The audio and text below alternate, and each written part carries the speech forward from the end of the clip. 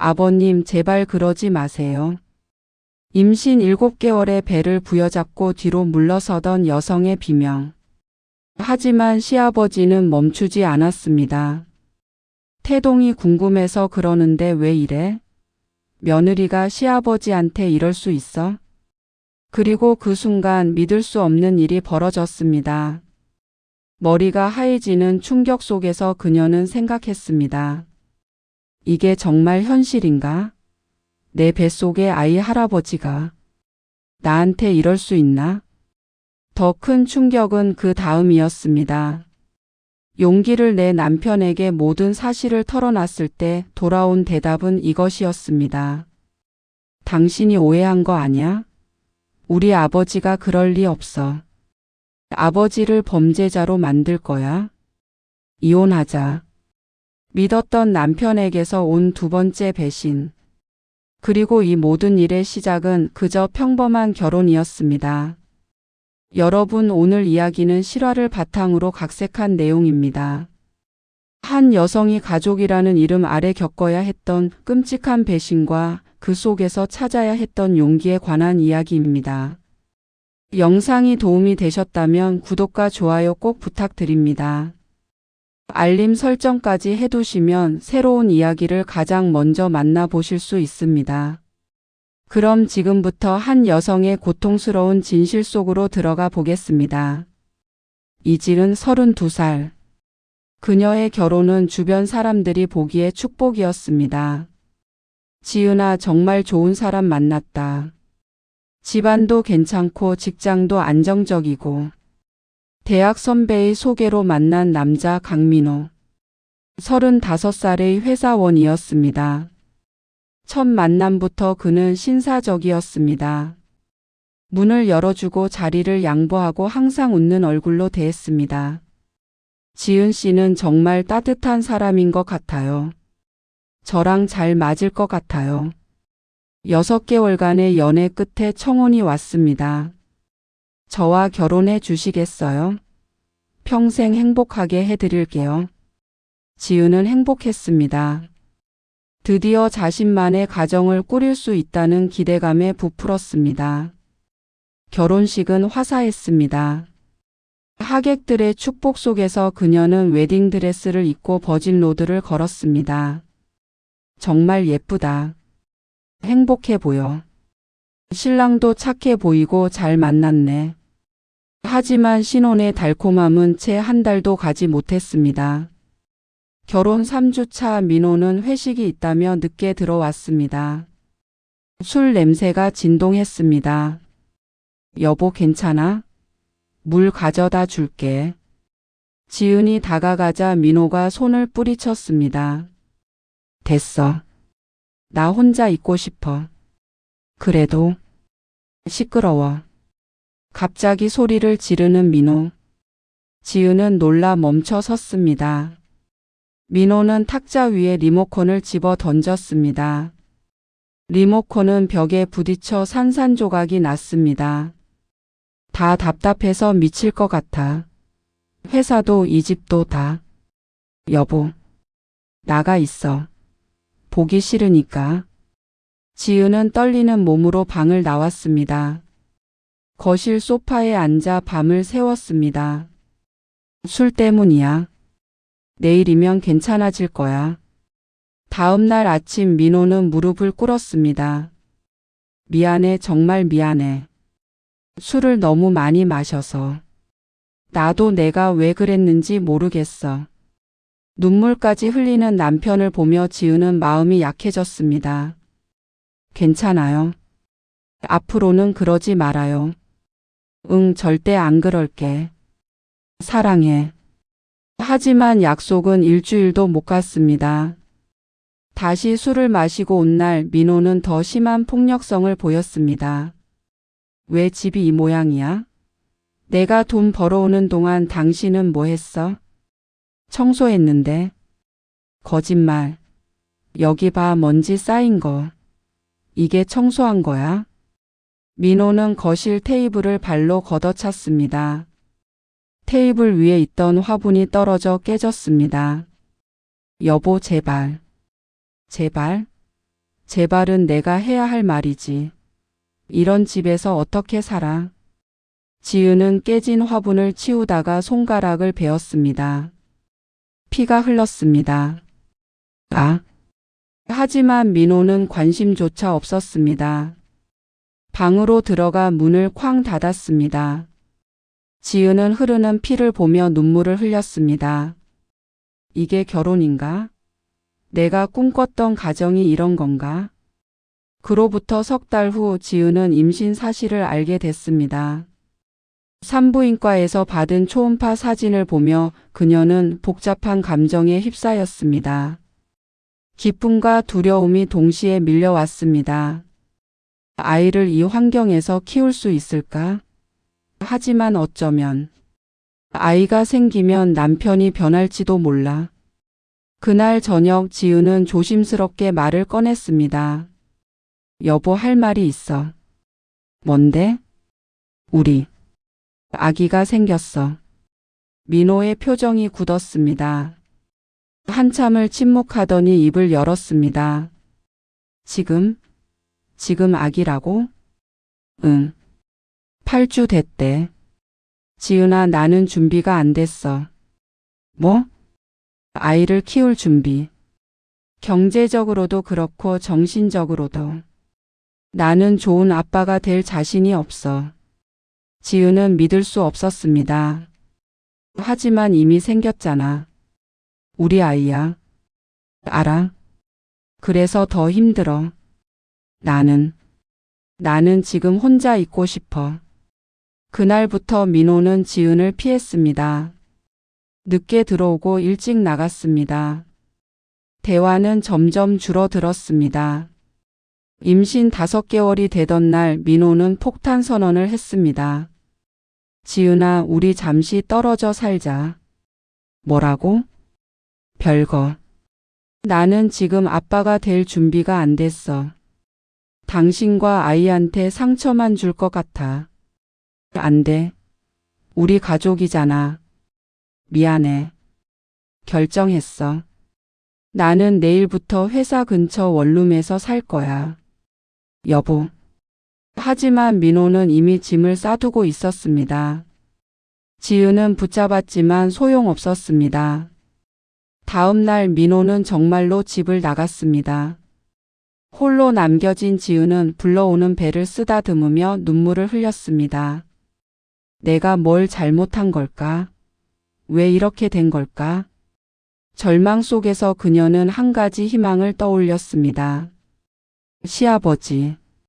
민호가 유일하게 말을 듣는 사람이 바로 시아버지였습니다. 아버님께 부탁드려야겠어.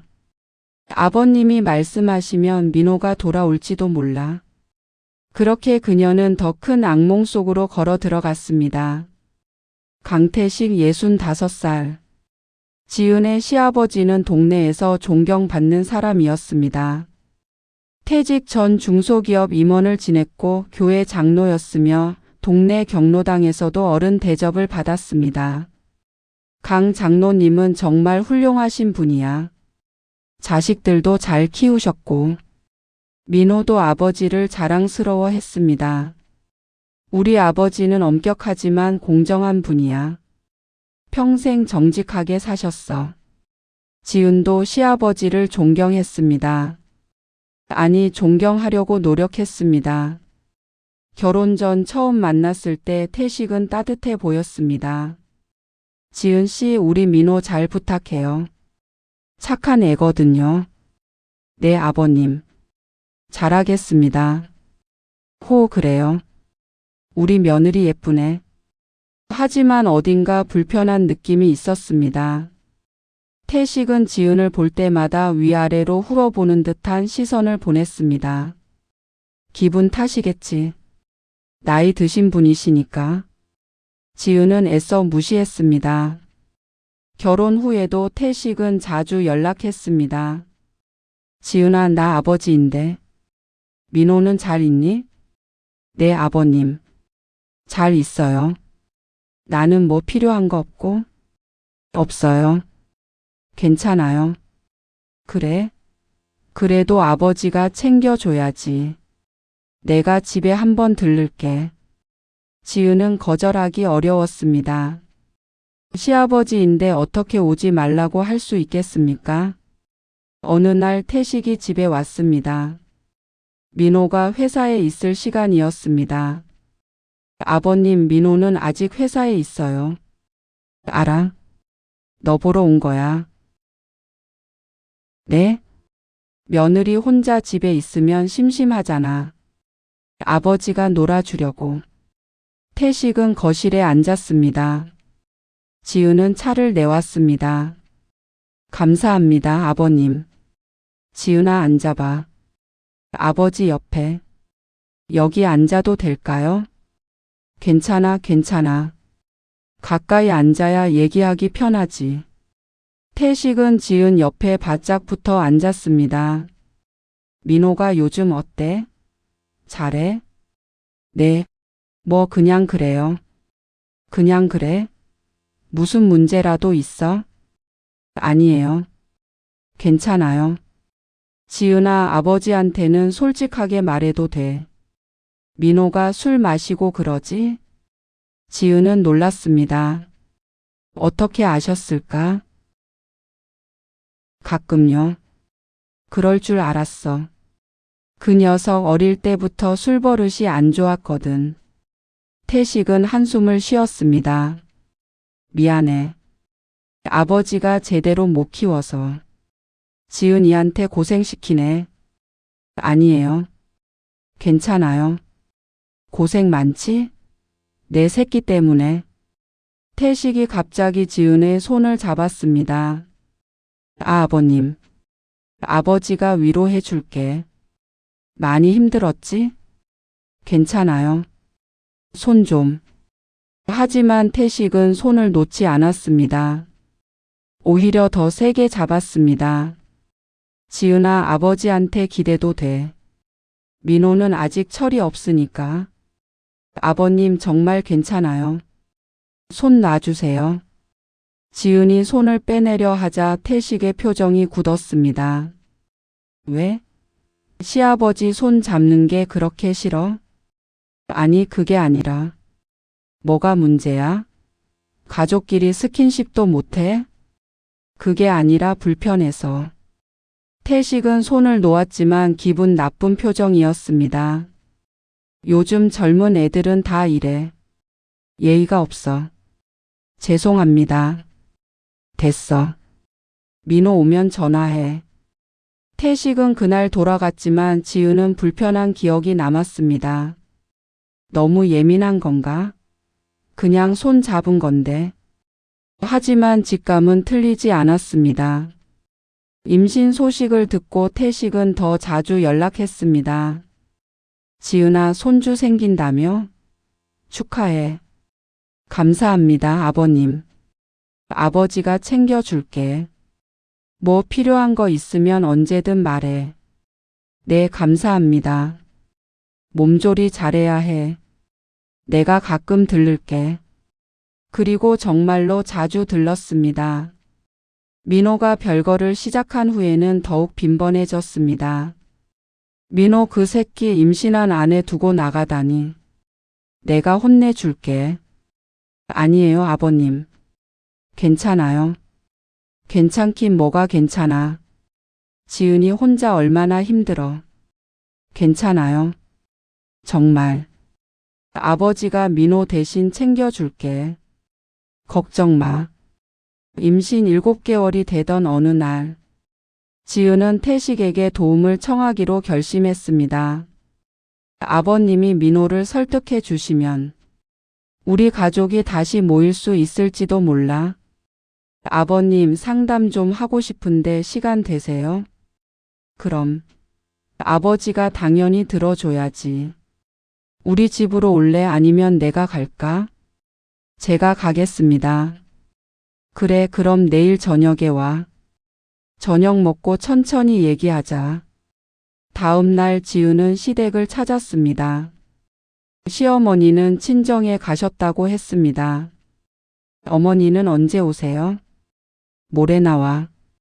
동생 수술한다고 가셨어. 아, 괜찮아.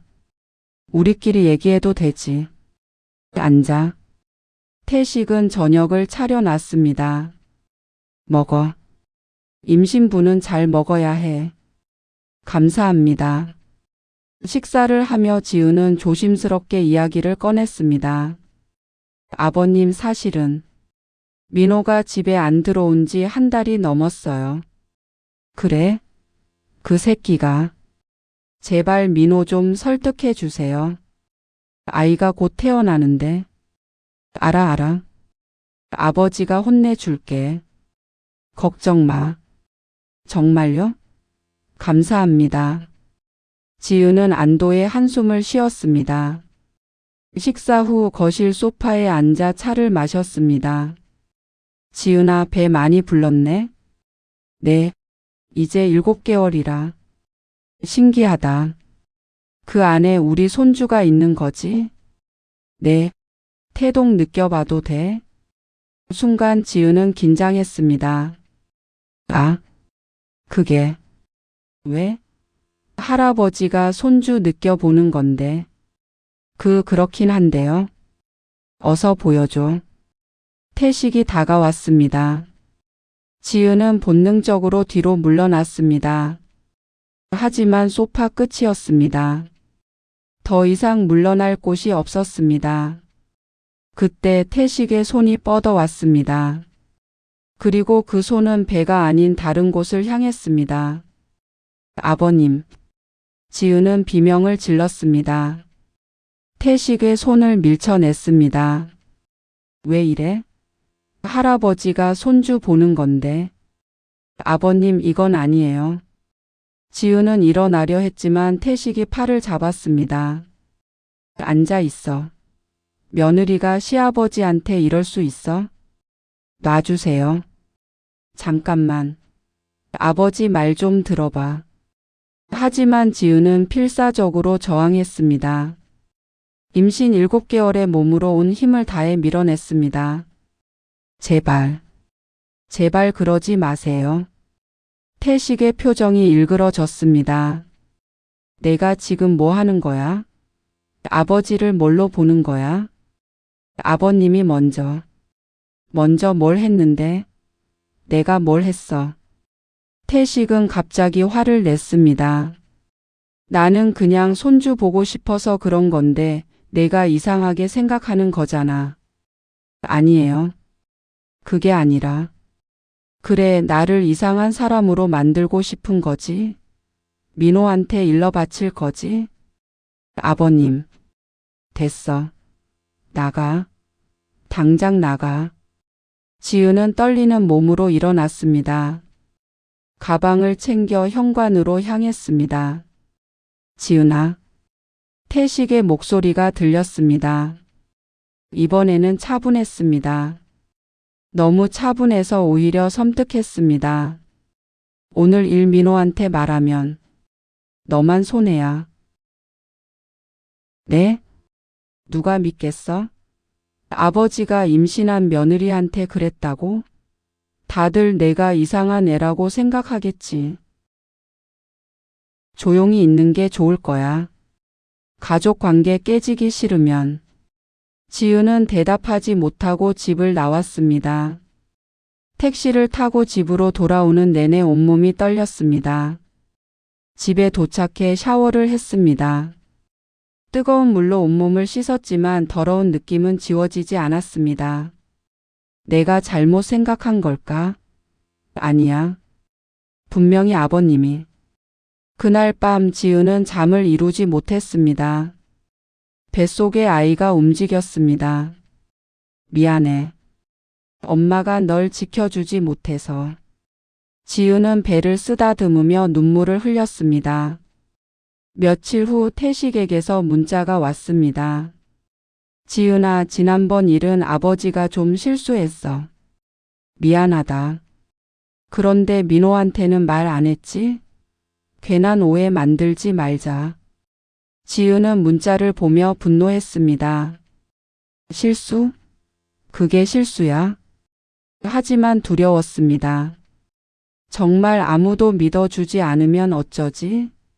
민호조차 아버지 편을 들면? 그렇게 일주일이 지났습니다. 지은은 혼자 끙끙 앓았습니다. 누구에게도 말하지 못했습니다. 그런데 그날이 왔습니다. 태식이 다시 집에 찾아온 것입니다. 지은아, 나 아버지야. 문 좀 열어줘. 지은은 얼어붙었습니다. 지은아, 있는 거 알아? 문 열어. 아버님, 오늘은 좀. 뭐가 좀? 아버지가 며느리 보러 왔는데 몸이 안 좋아서. 그래서 왔잖아. 아픈데 혼자 있으면 어떡해. 문 열어. 지은은 떨리는 손으로 문을 열었습니다. 다른 방법이 없었습니다. 태식이 들어왔습니다. 많이 아파? 얼굴이 안 좋네. 괜찮아요. 그냥 좀 피곤해서. 누워 있어야겠다. 방으로 가. 아니에요. 여기 앉아 있을게요. 방으로 가라니까. 임신부가 소파에 앉아 있으면 어떡해. 태식은 지은의 팔을 잡았습니다. 아버님, 가만히 있어. 아버지가 돌봐줄게. 방으로 끌려가는 지은. 그 순간 휴대폰이 울렸습니다. 민호였습니다. 지은은 재빨리 전화를 받았습니다. 여보, 나야. 뭐해? 나 지금 집에 있어. 아버님이 오셨어. 아버지가? 왜? 나 좀 안 좋아서. 그래? 아버지 바꿔봐. 지은은 태식에게 전화를 건넸습니다. 아버님, 민호예요. 태식의 얼굴이 굳었습니다. 민호야. 아버지 거기 왜 가셨어요? 지은이가 몸이 안 좋다길래. 아버지가 챙겨줘야지. 저 지금 갈게요. 30분이면 도착해요. 그래, 알았다. 전화가 끊겼습니다. 태식은 지은을 쳐다봤습니다. 잘했네. 남편한테 전화해서. 다음에는 이렇게 안 될 거야. 태식은 그 말을 남기고 집을 나갔습니다. 30분 후 민호가 도착했습니다. 괜찮아? 어디 아파? 응. 괜찮아. 아버지는?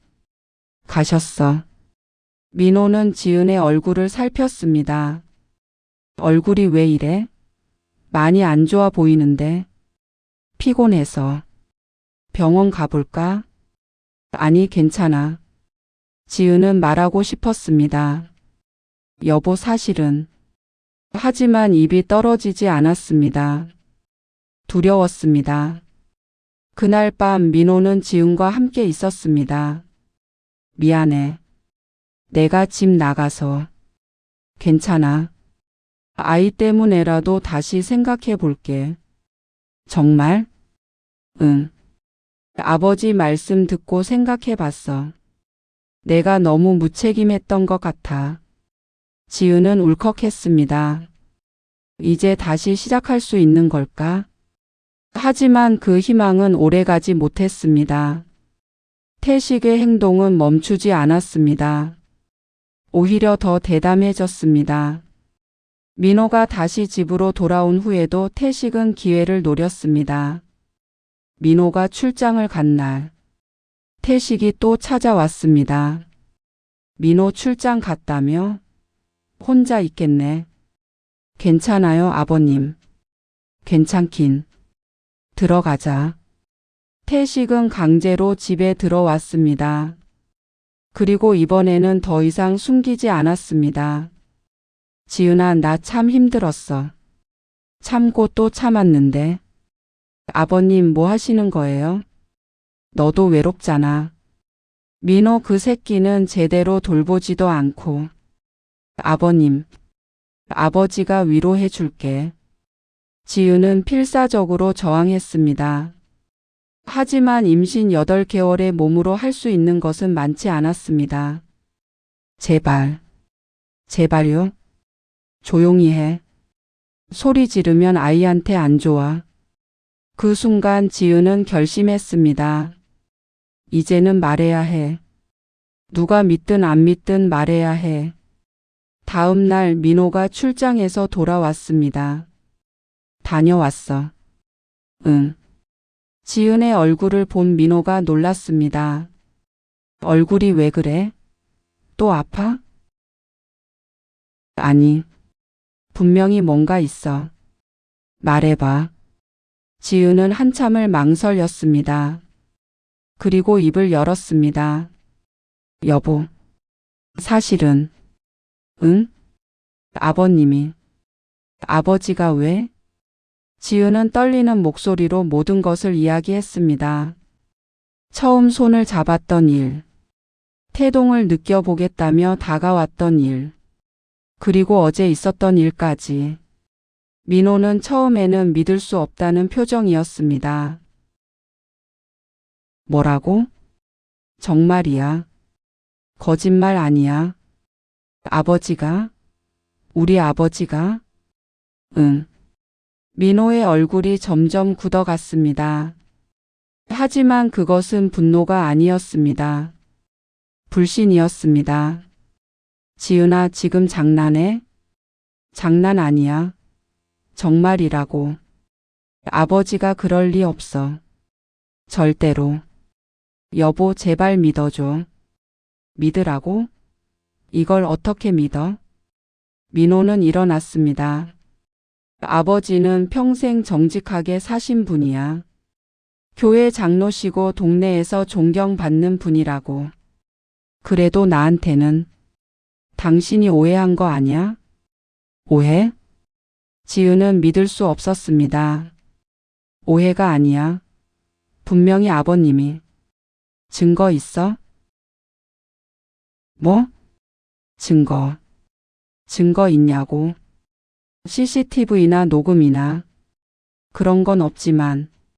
그럼 당신 말만 믿으라고? 나는 내 아내잖아.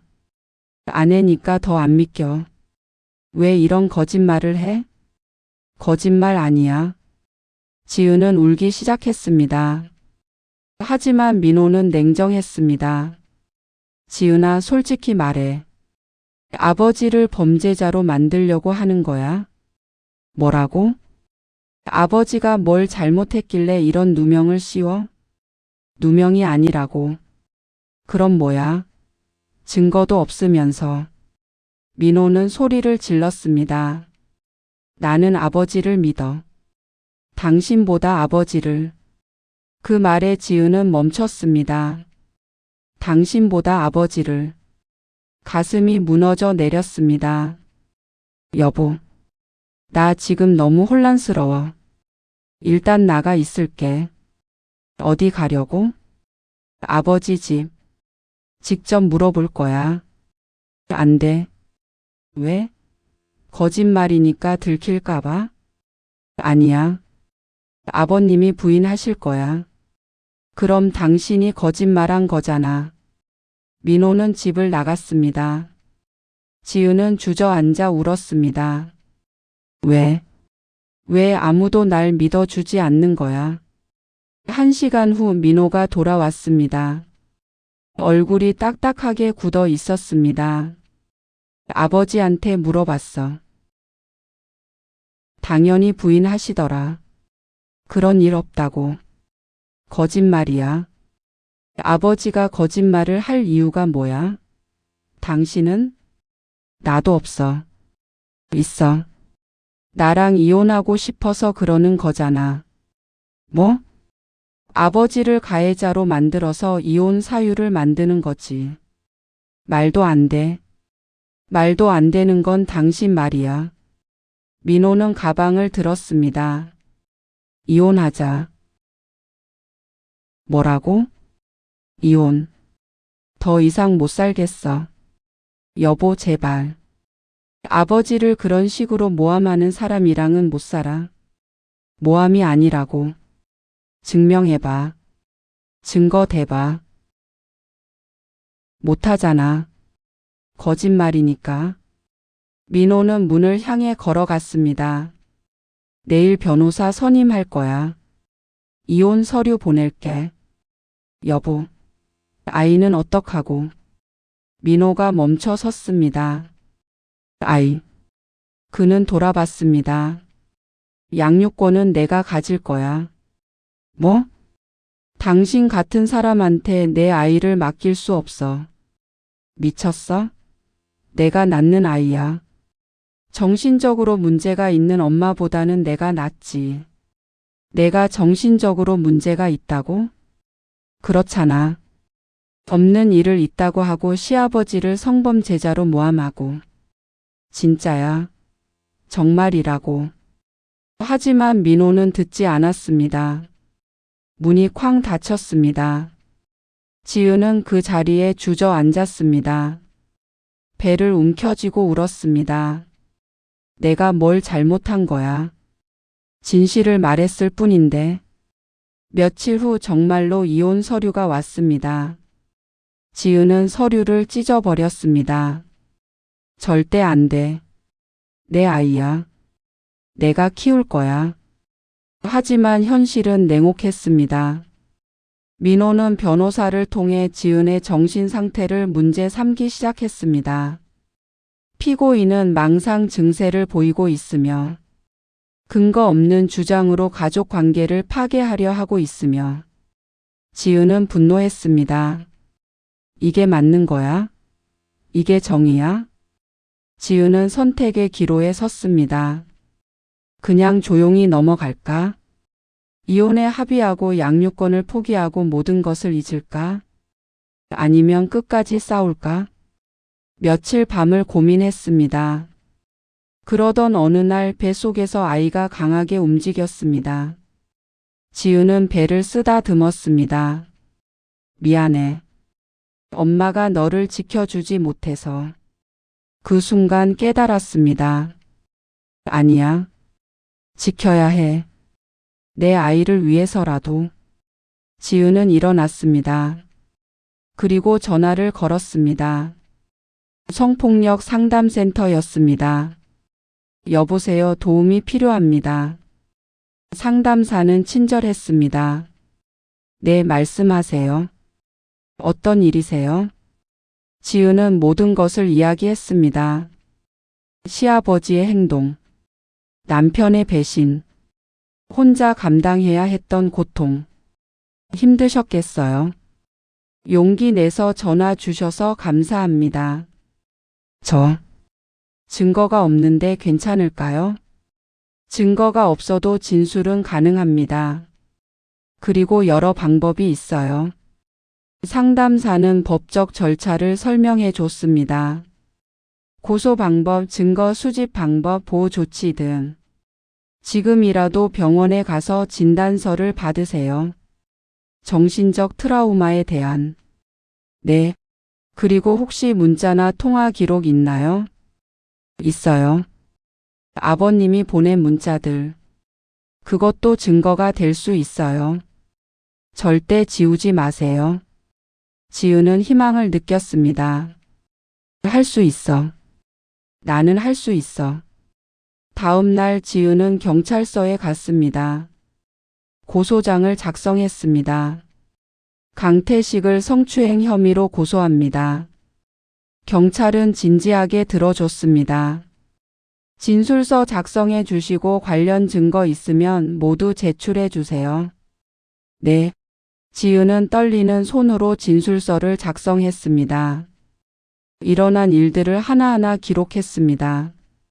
날짜, 시간, 장소, 구체적인 행동. 그리고 문자 메시지를 출력해서 제출했습니다. 태식이 보낸 메시지들. 지은아, 지난번 일은 비밀로 하자. 아무한테도 말하면 안 돼. 너만 힘들어질 거야. 경찰은 고개를 끄덕였습니다. 조사 진행하겠습니다. 연락드릴게요. 며칠 후 태식이 경찰서에 소환됐습니다. 그리고 민호에게서 전화가 왔습니다. 당신 미쳤어? 아버지를 고소해? 나는 진실을 말한 것뿐이야. 진실? 거짓말이잖아. 아니야. 경찰이 조사할 거야. 당신 이러다 명예훼손으로 역고소당해. 상관없어. 나는 끝까지 갈 거야. 아이는 어떡하고. 내가 키울 거야. 혼자서라도. 전화가 끊겼습니다. 지은은 떨렸지만 후회하지 않았습니다. 이제 돌아갈 수 없어. 앞으로만 가야 해. 한 달 후 지은은 아이를 낳았습니다. 건강한 딸이었습니다. 축하드립니다. 예쁜 아기예요. 지은은 아이를 안았습니다. 눈물이 흘렀습니다. 미안해. 그리고 고마워. 태어나줘서. 민호는 출산에 참석하지 않았습니다. 지은은 혼자 아이를 돌봤습니다. 힘들었지만 행복했습니다. 이 아이를 위해서라도 포기할 수 없어. 2달 후 경찰 조사 결과가 나왔습니다. 불충분한 증거로 불기소 처분. 지은은 무너졌습니다. 그럴 리가. 분명히 있었는데. 하지만 변호사는 말했습니다. 민사로 갈 수 있어요. 손해배상 청구. 그게 가능해요? 네. 그리고 이혼 소송에서도 유리하게 작용할 수 있어요. 지은은 고개를 끄덕였습니다. 계속 싸워야 해. 그로부터 6개월. 이혼 재판이 시작됐습니다. 법정에서 지은과 민호가 마주 앉았습니다. 피고인 측 입장 말씀해 주세요. 민호의 변호사가 일어났습니다. 원고는 정신적으로 불안정한 상태이며 근거 없는 주장으로 가족을 괴롭히고 있습니다. 반박하시겠습니까? 지은의 변호사가 일어났습니다. 피해자는 용기 내서 진실을 말했을 뿐입니다. 증거 부족으로 형사처벌은 안 됐지만 그것이 사건이 없었다는 뜻은 아닙니다. 재판은 길어졌습니다. 증인 신문 증거 제출 변론. 지은은 법정에서 다시 한번 진술했습니다. 저는 거짓말하지 않았습니다. 일어난 일을 말했을 뿐입니다. 판사는 신중한 표정이었습니다. 증거가 부족한 것은 사실입니다. 하지만 판사는 잠시 멈췄습니다. 원고의 진술에는 일관성이 있고 구체적입니다. 거짓으로 보기 어렵습니다. 또한 피고는 아내가 어려움을 호소했을 때 적절히 보호하지 못했습니다. 따라서 이혼은 인정하되 양육권은 원고에게 부여합니다. 지은은 눈물을 흘렸습니다. 승리였습니다. 완전한 승리는 아니었지만 아이를 지켰습니다. 법정을 나서며 지은은 생각했습니다. 정의는 때로는 불완전하구나. 하지만 포기하지 않으면 조금이라도 얻을 수 있구나. 1년 후 지은은 딸과 함께 작은 아파트에서 살고 있습니다. 혼자 아이를 키우는 것은 힘들지만 후회하지 않습니다. 엄마 사랑해. 나도 사랑해 우리 딸. 지은은 딸을 안았습니다. 그리고 창밖을 봤습니다. 앞으로도 힘든 일이 있겠지. 하지만 이제는 알아. 침묵하는 것보다 말하는 게 낫다는 것을. 비록 모두가 믿어주지 않아도 진실은 언젠가 빛을 본다는 것을. 지은은 다른 피해자들을 위해 상담 봉사를 시작했습니다. 저도 같은 일을 겪었어요. 혼자가 아니에요. 말하세요. 침묵하지 마세요. 당신의 목소리가 세상을 바꿀 수 있어요. 그렇게 지은은 자신의 고통을 다른 사람의 힘으로 바꿨습니다. 이 이야기는 우리에게 무거운 질문을 던집니다. 가족이라는 이름으로 덮어야 하는 진실이 있을까요? 침묵이 평화를 지키는 방법일까요? 아니면 용기 내어 말하는 것이 진정한 정의일까요? 지은의 이야기는 많은 사람들이 겪고 있는 현실입니다. 가까운 사람에게 당한 피해, 믿어주지 않는 가족, 증거 부족으로 처벌받지 않는 가해자, 하지만 이 이야기는 또한 희망의 메시지입니다. 포기하지 않으면 작은 승리라도 얻을 수 있다는 것. 당신의 목소리가 중요하다는 것. 침묵은 가해자를 보호하지만 용기는 피해자를 구한다는 것. 혹시 비슷한 상황에 계신 분이 있다면 기억하세요. 당신은 혼자가 아닙니다. 도움을 요청할 수 있습니다. 당신의 용기가 세상을 바꿉니다. 이 영상이 도움이 되셨다면 구독과 좋아요 부탁드립니다. 여러분의 관심이 더 많은 사람에게 희망을 전하는 힘이 됩니다. 감사합니다.